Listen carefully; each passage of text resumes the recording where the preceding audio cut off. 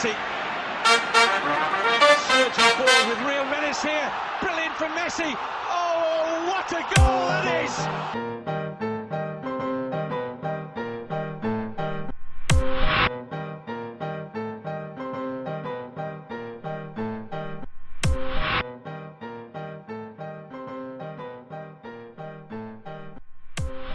Hello, everyone, and welcome to another episode of the Bola Bola Show podcast, season 2025, our first episode for the new year. Happy New Year to everybody. And before we start going into this podcast, let me bring my partner, Bala. How's it going, man? Hi, Steven. How are you doing? Yeah, Happy New Year to everyone, to all our listeners. Everything's going well. Hope it was a great start and let's maintain the momentum. Yes. And the theme of Malaysian football in 2025 is called Revolution. There's plenty of revolution going on. We know for a fact the national team, so many interesting development is taking place. And of course, in FAM itself, also, we know for a fact that in middle of February, if I'm not mistaken, there's going to be an election for the new Congress and a lot of expectation, basically, for Malaysian football fans, hoping for change of good. And the guest of our show today is an agent for the change of good, none other than Sayf. Welcome on board. Hello. Hi, Shaif. Hi. Happy New Year to you guys. Happy New Year. Thank you, Shaif. Okay. All right. So before we start, can you just share with us a brief detail of your background? Okay. So basically, I'm currently a consultant and a corporate trainer in the field of sustainability and ESG. And I'm also an adjunct professor with the University of Malaya. But that is my professional life. My passion is in football, and ever since I think from university, I was always interested in the management side of football. My thesis actually for my final year dissertation was actually the finances of football, looking at league finances, studying the Premier League at the time. And as I after you graduate, you work. There was a point in my career where I thought I wanted to get involved in football, and as a result, I actually went to FAM. I asked for a job, and I had to take a bit of a pay cut, but they gave me the job, and I was appointed as the head of marketing and social responsibility at the Football Association of Malaysia from 2014 to 2017, and it's there where I actually learned how football works, how the management administration of football is administered, and I would say I have an inside view of the workings of the game, not just at the FAM level, because at the national level you will see the state level as well. You will also see above you at the AFC Confederation level and the FIFA. I think I've had enough exposure over the 3 years, and I'm lucky because in FAM at the time there weren't that many people who could speak I would say relatively good English. So I was I was sent to on FAM's behalf to a lot of different I would say meetings. So they needed you to communicate with a lot of high profile personnel in the world of I wouldn't football. say high profile, but I would say I was allowed to deal with AFC and FIFA more than the average head of department, I would say. Okay. You mentioned that you worked in FAM and also a bit part of your other career as well. So, briefly, what is the work culture like in Kelana Jaya? Okay, that's a very good question. So the work culture in Kelana Jaya is one that I would say is very traditional in nature. Okay, if you look at the way management is, or the management philosophy, I would say it's still following, I would say, the 90s model of having a boss and everything, a lot of micromanaging all the way down, right? And it's also very siloed, right? So, and this is, I think, not just FAM. I think most companies in Malaysia follow this kind of, division, divide and conquer kind of Old school kind of way. Right. Where the boss is always right and not that many ideas come. And in FAM, because of the structure of how it's of how the office bearers are mostly datos and Tan Sris and everything else, there is a very, I would say, strong power distance. And that becomes the culture. So it's very hard for ideas to come from the bottom. it's very hard for anything new to surface because of the power distance and the importance given to the office bearers, I would say. Okay, Okay. just to deep dive a bit for the benefit for our listeners. I appreciate if you can share with us the selection process of FAM president position, because I think this kind of thing, I think a lot of them is in more they talk about football game, they understand better. But how actually the selection process works for this kind of high end positions? Okay, so that's a great question as well, and I think the public needs to know that that the process of I would say the election is just among the affiliates of FAM, right? So FAM, being the National Football Association, is made out of 20 affiliates as of now, right? Okay.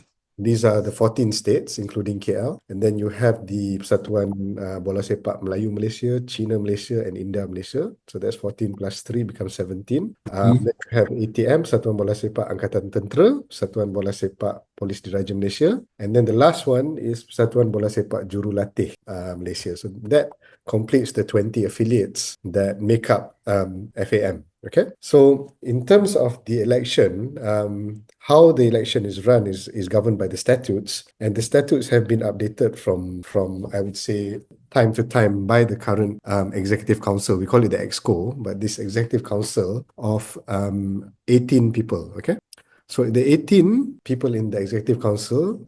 This includes the president, 2 deputy presidents, 4 night presidents, right? And then another 10 normal EXCO members. So that makes it 18, I think, right?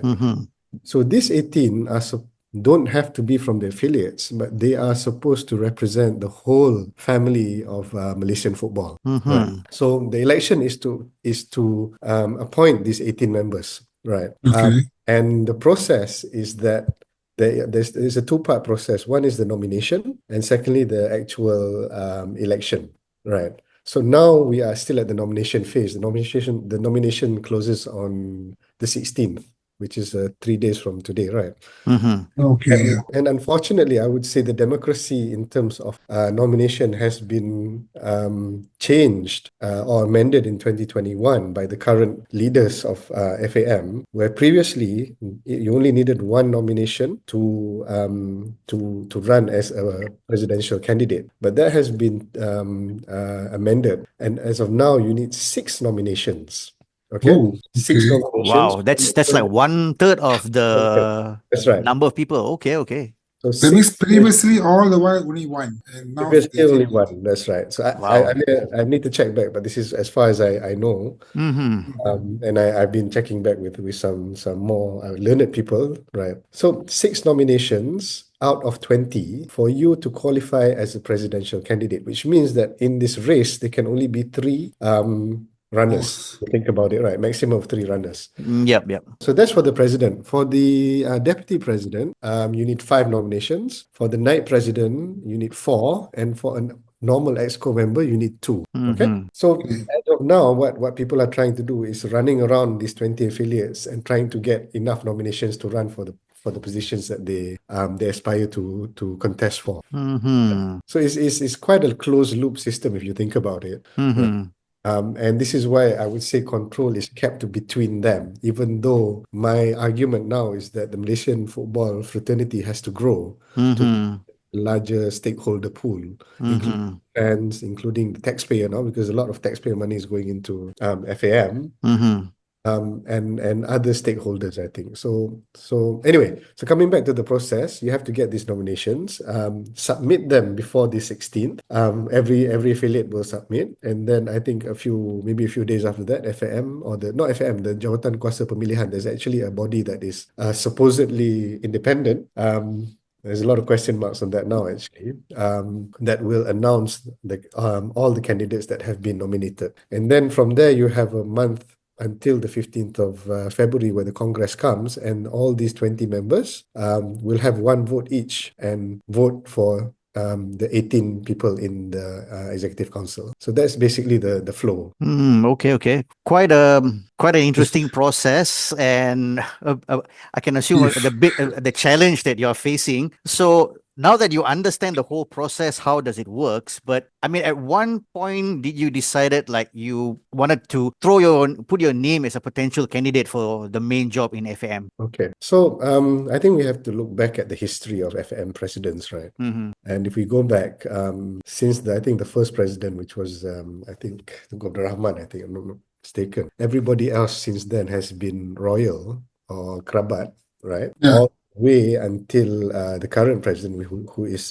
Tan Sri Hamidin, who was my ex-boss at FM actually. I was hired by him, to be honest. Okay, so so we've had this legacy of presidents who are kerabat diraja lah, all the way until the current one, Tan Sri Hamidin, who came, I think, after TMJ stepped down in 2013, if I'm not sure. No, sorry. 17. 17, right. Yep. And he's been in office since then. So the good part is that and how do I say this? So the good part is that now the FA is run by, I would say, a commoner, right? Not to say that the Royals did not contribute. They had massive contribution to FAM in its early days. But what I noticed was that when you have a royal as a president, right, leading, this issue of power distance becomes even more magnified. Right. So again, even as when I was in FAM, I was as an observer in the EXCO meetings, Executive Council meeting. What I noticed is when the Sultan at the time chairs a meeting, there is very little deliberation or debate or discussion. And the reason is because it's very hard for a commoner to say, actually, Tuanku, saya tak setuju dengan you. And it's out of respect more than anything else, I would say. Yeah. Understand. And I found that ideas don't come to the top. And when they don't come, and what happens is that a lot of politicking behind happens. Right. So there was kind of like a dual system. And I really, really enjoyed my time under the leadership of the then president, who is Sultan Abdullah, right? I think he made really good, I would say, moves, and he allowed us, the secretariat, to be in the EXCO meeting. He wanted to open up. But I think just the natural respect that we have for our rulers, right, made it quite difficult for I would say, management. We haven't cracked that part where, I'm a council member. Yes, you are a sultan, but when we sit on the table, we're the same. We haven't cracked that yet, right? So when Tan Sri Hamidin came, I think a new wave of, I would say, what's the word, management comes in. But unfortunately, what I saw with Tan Sri Hamidin, because he comes from the old guard as well, even though he's a commoner, the management style was still one of power distance, even until now. So I think it's time in the journey of Malaysian football to have another, I would say, commoner as a president, right? Because that door has been opened as well by Tan Sri Hamidin, but maybe somebody with a different management approach, right?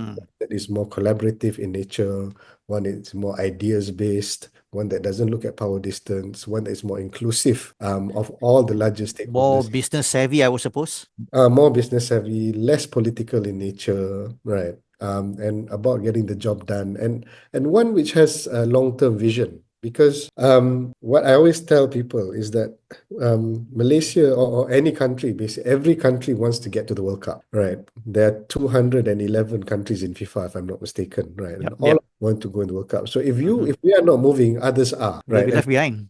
We'll be left behind. Yep. So, and we've seen this with Vietnam, for example, who 20 years ago didn't get mentioned, right?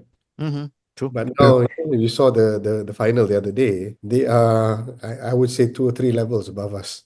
Is right in terms of the gameplay and how they hold the ball and how they right. So I think new management is needed, new management approaches is needed, and more inclusivity is required and more accountability to a larger group of stakeholders, because football touches everybody, not just the 20 affiliates, right?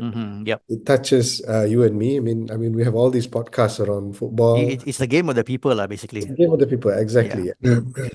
Even the kids at school who play football, the coaches at PJK, the fans that go to the stadium, even for the league matches in Sabah, Sarawak, all over the place, right?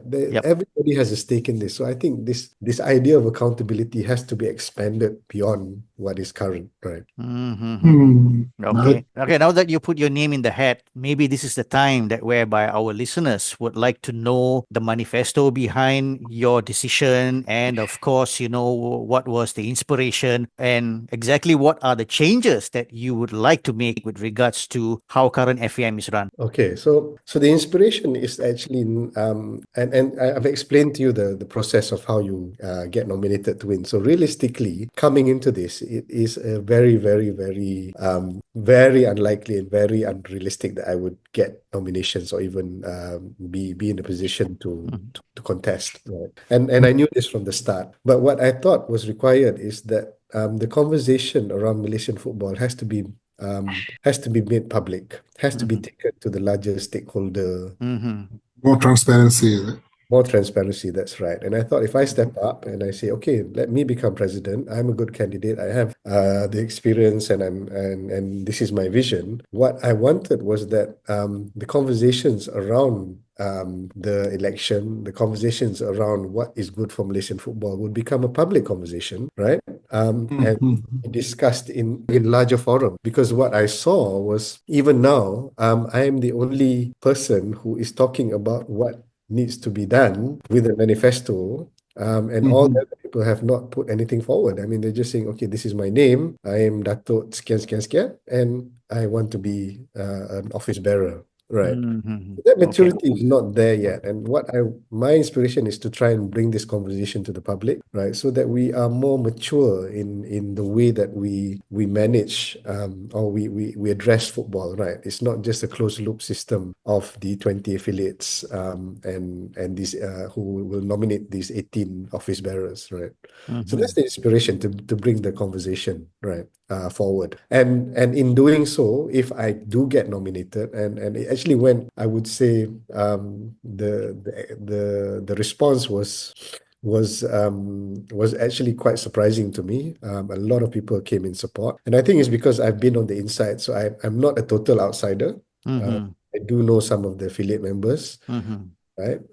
So they came up to me and said, okay, this is great. Why don't you come? And so I got more support than I thought I would have received. And as a result of that, now I think I'm quite privy to the politics that is going on coming up to the running of this election, right?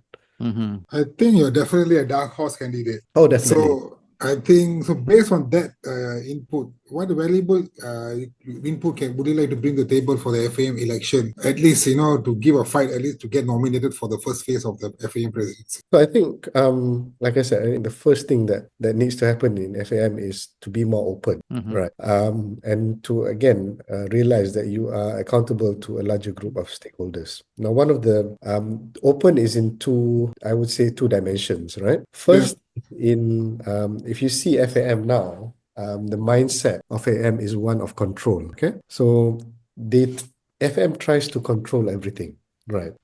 Control football in Malaysia. Now, from an administration point of view, yes, you need control. But the actual purpose of a national FA is two. One is to be the governing body and administrative body of football, and second is to grow the game of football. Right. And I think the second part of growing the game, FAM has not done a good job. Right. Examples would be if you want to become a coach, for example, right? How easy is it for you to become a coach? Oh, that's a difficult. Well, my friend here basically just completed his what license is that, Bala? License D. So yeah, I think he can vouch for you lah. How difficult it is. Right.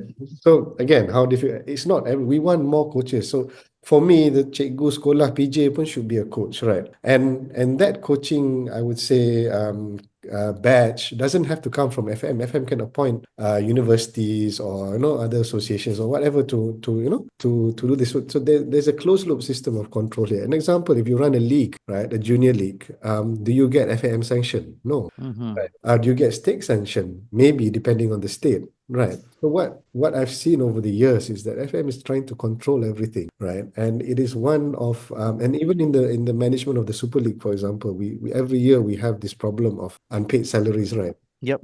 The issue that how FM deals with it is a control, a method of control. I will fine you and I will suspend you, but I'm not looking at the root problem and trying to look at policies where I can solve this problem in the long run, right? Every year we have the same problem, and every year they will find these teams, right? And it will continue. So this what I would say control is one of the major problems of FM now. We need to open up a bit. So that's in the dimension of management and growing the game. But another part of openness is in the actual I would say administration of funds. Right. Now, FAM being the national FA, right, is privileged because it receives funds from FIFA and from AFC automatically. Okay. So you will receive about 8 to 9 million ringgit a year from FIFA and AFC. On top of that, I think the Prime Minister just announced another 30 million of taxpayer Yep. that's coming in. So that's almost 40 million, and I think there's another 10 million in sponsorship that the FM gets a year. So you're talking about almost 50 million ringgit, right? Which you get by virtue of being the association. Right. So if you look at the way FM reports on how it utilizes its money, right, is not detailed enough for me. It does not reach the standard of what I would say the largest stakeholder group should get. Right. So there is no details in the laporan kewangan, Okay. so and basically there's a lot of I did I think the podcast that went quite viral, and I tweeted when we looked at the expenditure on salaries of staff, right? It averaged about 12,000 ringgit per head, which is insane. Wow. Okay. Right. Because I've worked at FAM, and I know that the non-executives, right, who make up the bulk of the association are on a 5,000 ringgit average, I would say. So if you're on a 12,000 ringgit average on paper, and these are real numbers, then a lot of money is going to the higher ups, right? But again, it's not declared. Right? And when money is used to pay the higher ups, but not invested in the grassroots, right? Correct. Yep. This should know, right? So the problem now is we don't know, right? And it's not happening as well, right? Yep. And I think the problem has come to a boil. We have this Revolusi Harimau Malaya with, Yes. Yep. nice players. But sorry, but if you look at the root problem, why we are so looking overseas, looking for heritage players and naturalized players, is because we don't have enough local talent. Yep. There has not been enough investment in the grassroots over the years. FM. And the problem is that even we read the previous laporan kewangan, we cannot tell whether there has been or not because there's no there. So I think FM needs to come to a higher level of openness. Like, okay, we get 50 million a year and we invest at least 20 million into grassroots. Right. 10 million is spent for the national teams, and another 10 million is for administration. And be open, because there are so many stakeholders that want to know, who are interested in the sport. And now, especially since there's a large chunk of taxpayer money in FAM, right? I think they need to evolve to be more accountable, right? But is it because FAM controlling, like I said, a lot of controls? Is it because they want to maintain certain quality or quantity, or is it you feel that maybe they are doing over? I think they just want to maintain position. There's a lot of benefits of being on the executive council, right? I wouldn't say financial benefits. I'm not sure, right? I've heard rumors of payments and whatnot, but I can't substantiate that. But I think there's a lot of benefits of being on the executive council. You are in the limelight. You get a lot of privilege. You get a lot of respect, right? And it's a large network as well that you open to, right? And actually, you are directly involved with football for example, if you're in the exco, you would be in one or two of the jawatan kuasa, and you might, manage a team, an under 21 team or an under 18 team, an under 15 team, right? Be given the mandate for that, and you get to travel with the teams and have first-hand experience, and there's nothing wrong with that. It's great. But like I said, there's a lot of other privileges, and I think one of the things that I saw in FAM is that once you get it's almost like being a celebrity. Once you get a experience of the limelight, it's very hard to let go. Right. And I think there is this agenda of wanting to stay as long as possible. This is why you see the current office bearers, some of them are in their 70s, 60s, right? It's not a Let it go. right. I mean, that's the age in the corporate world. Most likely, you'll be asked to, basically retire. Step away, give way for new young bloods to come in. In the, In the in the MNC corporate world, lah. Yeah, in the corporate world, if you are not an outstanding leader by 55, you're out. Exactly. Yeah, Yeah, correct. right.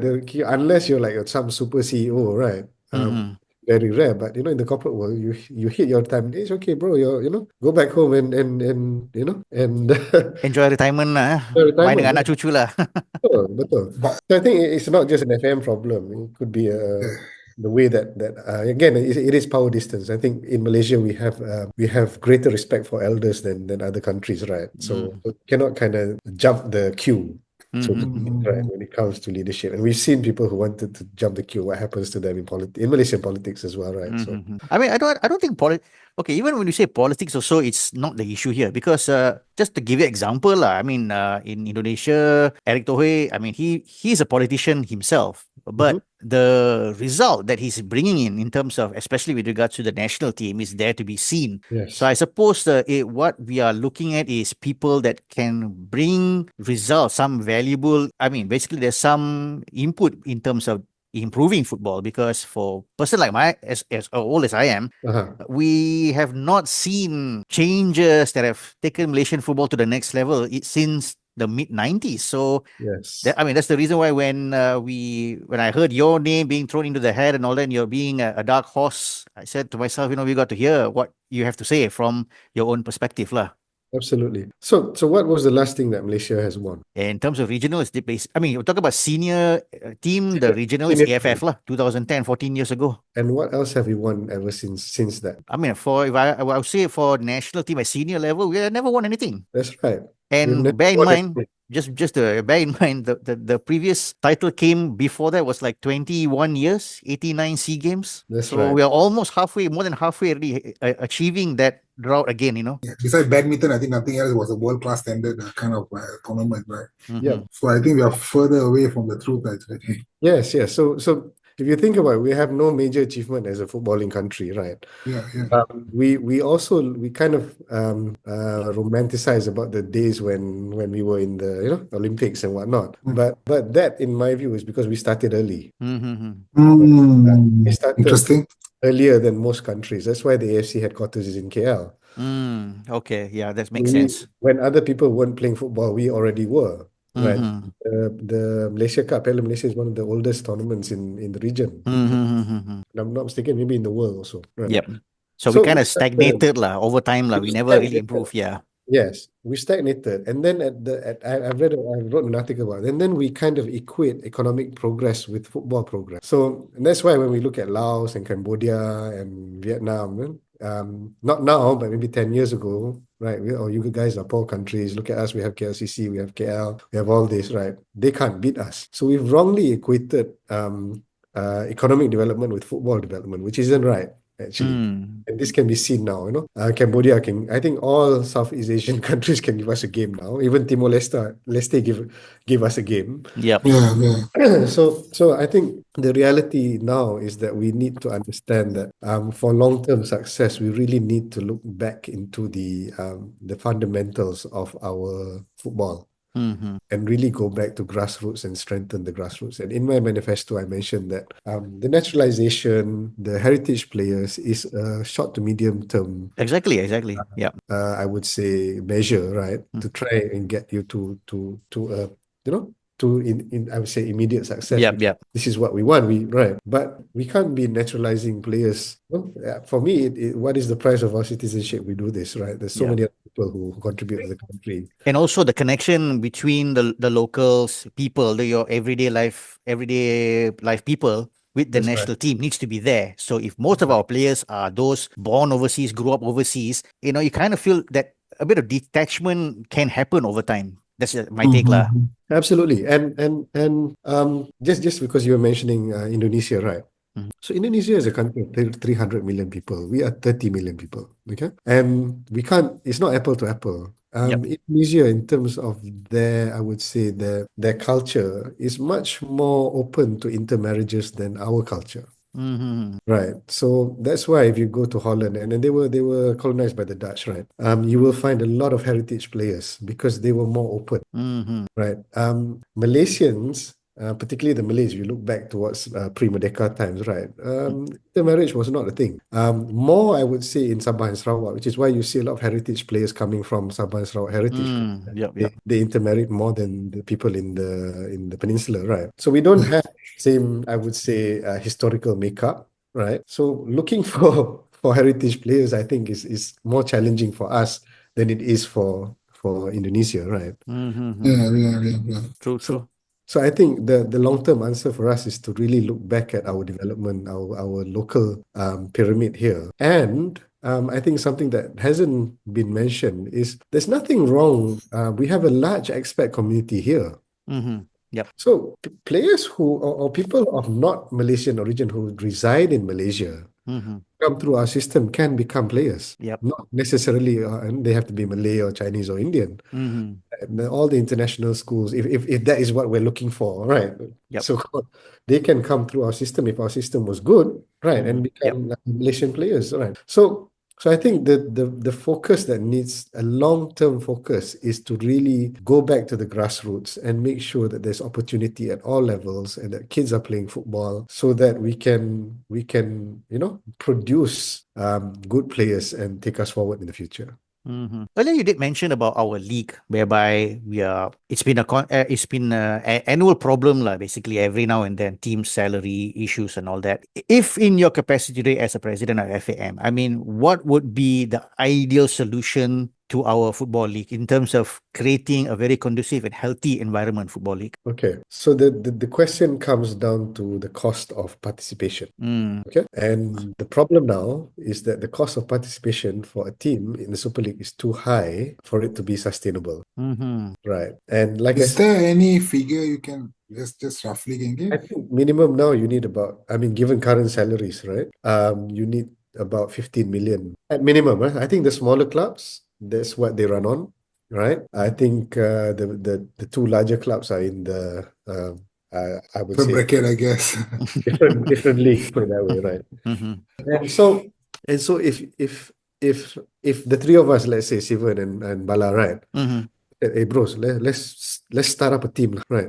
And we call it Bola Bola United, right? Mm-hmm. How long do you think we can keep this team running if we're losing money every year? Not too long, lah. Give and take, maybe one Oh, season, 2 season.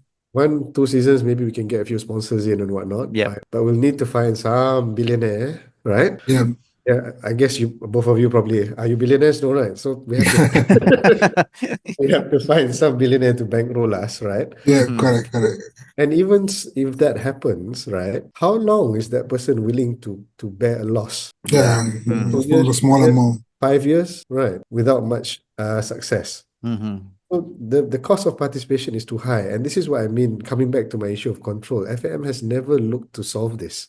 Mm-hmm. Just look at how do I find people who cannot pay salaries, right? Mm-hmm. We need to look at a new economic model for the league, right? And my analysis, and I was in FAM when the MFL or FMLLP was started, the privatization of the league started. And in my view, it was done too soon, right? Mm-hmm. I think we went professional too soon as well.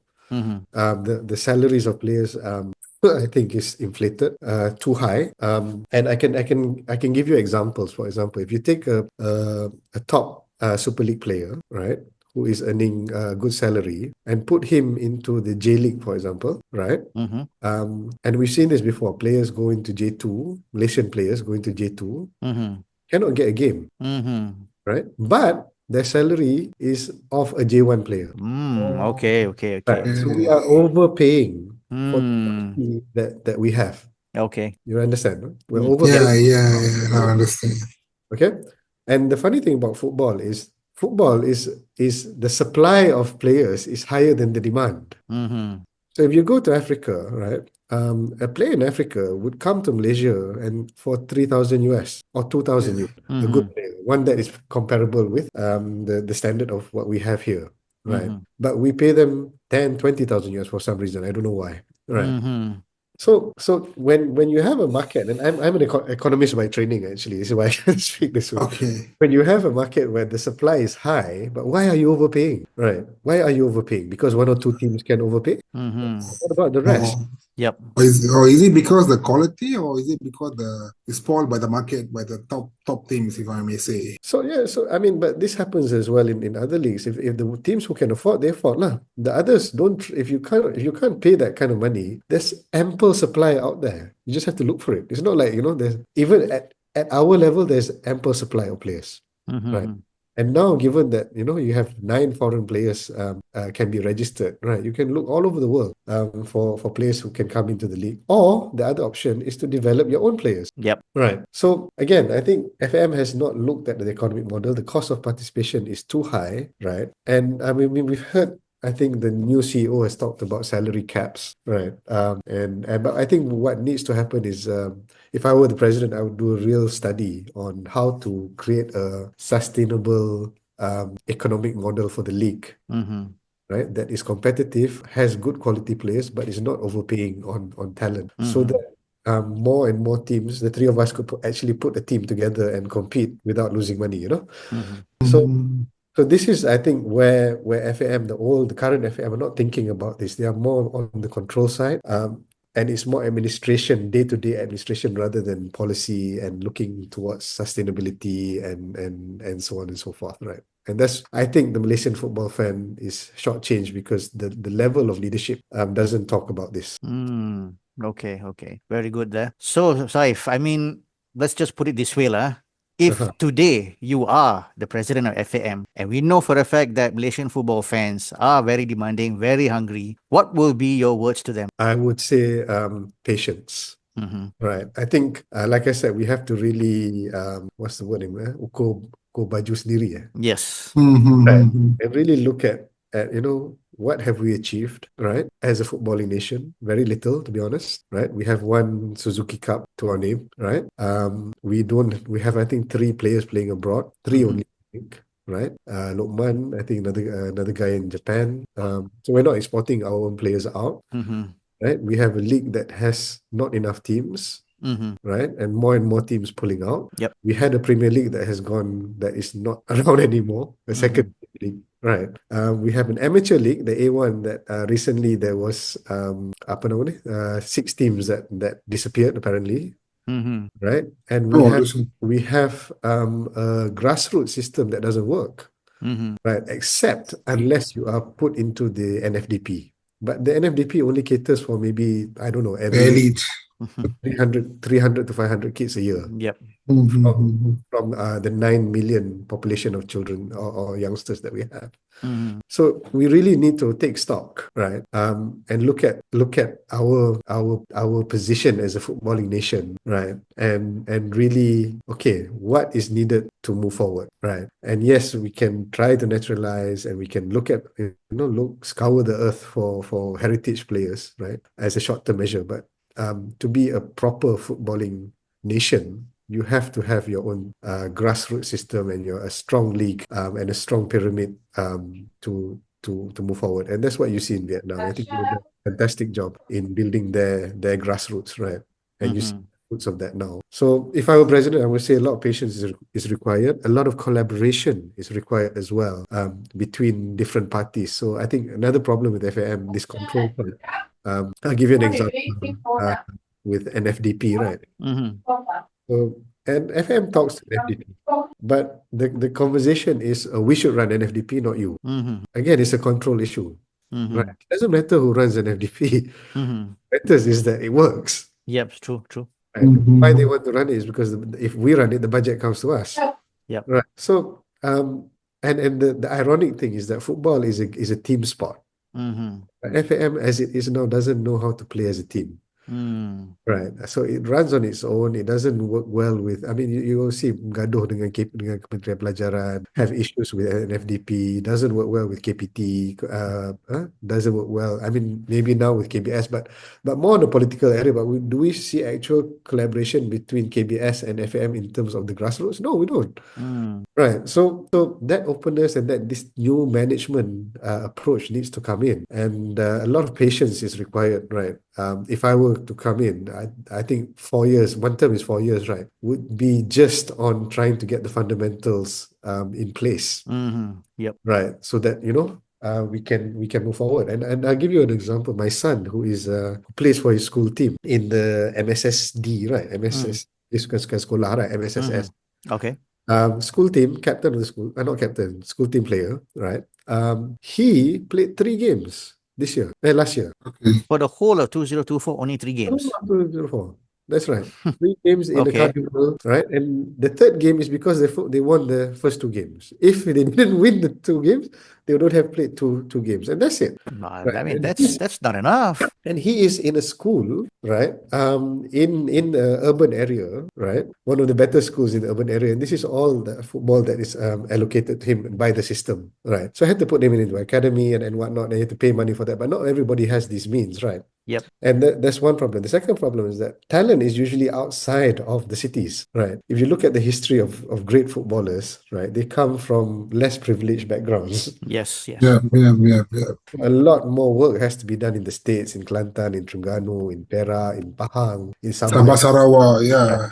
Now I think if you look in KL, there's quite a healthy, I would say, academic scene, right? But I wouldn't. I mean, just looking at general trends, most football players come from rural areas or the underprivileged areas, right? Mm-hmm. Yep. They have more grit and determination to succeed, usually, right? And this is Yes. just stats, right? I'm not putting down the urban people, but and the people in the urban areas have more options. Yep. Right. So they play football to a certain level, and then they say, okay, now I can go get a degree, Yep. or I can go get a job, or I take over my father's business, or whatever it is, right? Yep. But so this we really need to look at this as a holistic problem and find solutions in terms of policy instead of just dender and suspend. And I just wanted to add on one more thing, because you mentioned that, the rural areas, usually the kids from these areas, the hunger and the desire, because football is always another opportunity to move out from the cycle of poverty. And that's something that, our ecosystem needs to really look into, in my opinion. Yes, absolutely. So again, there's not enough work being done at the States. FAM, and I know this for a fact, doesn't really work with, even though FAM is made out of these 20 affiliates, right? The affiliates, the money from FIFA doesn't trickle down to the affiliates so that they can work in their own jurisdictions to develop grassroots, right?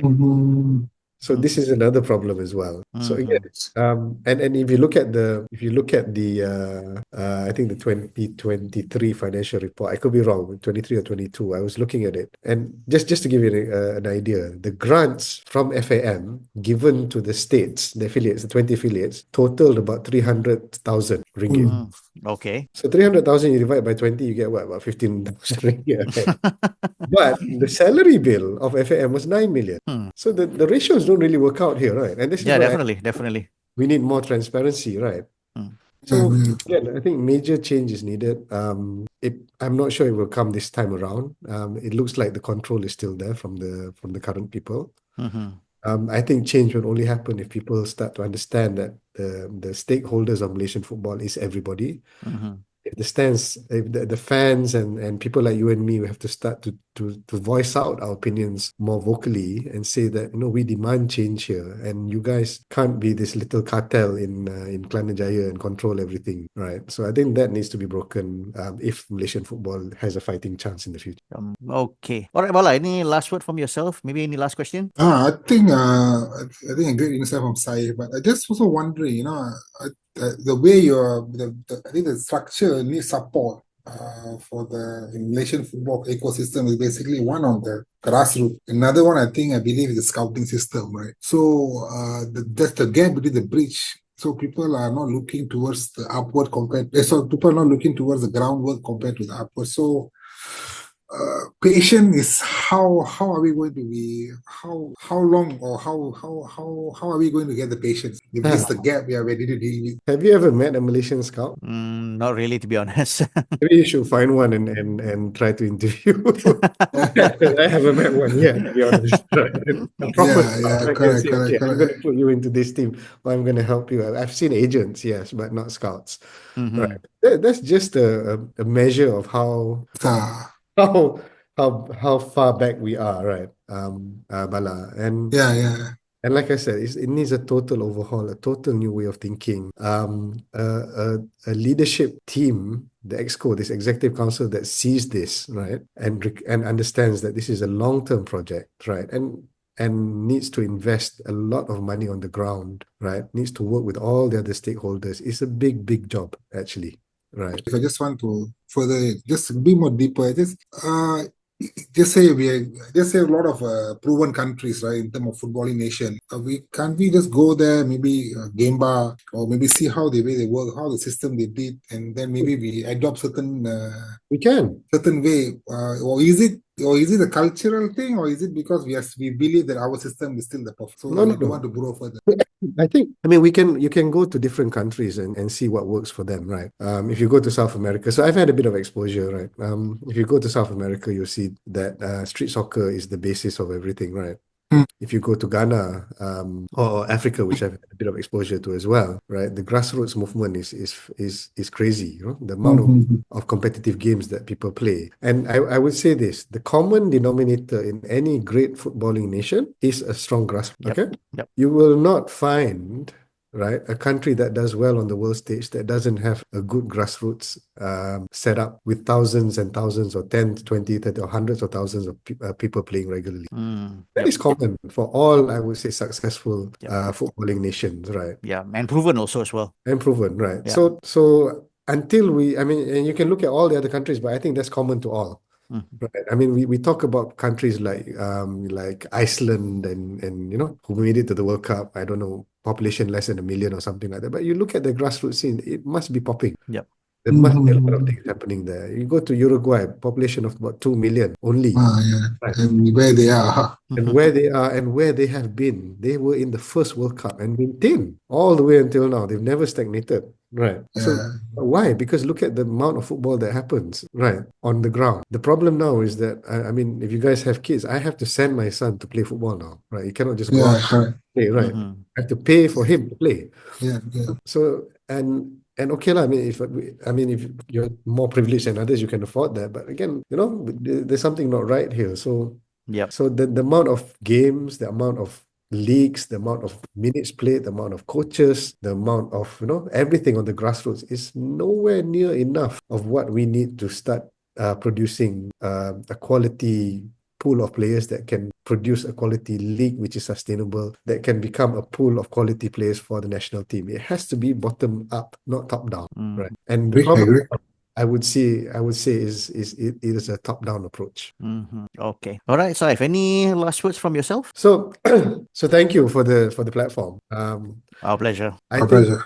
I think what is most important now is that Malaysian football fans realize that they are stakeholders in the football ecosystem, right? So and Malaysian football fans must demand that better leadership, right? Yeah. Into FAM, right? Must demand that the grassroots of Malaysian football has to be invested in.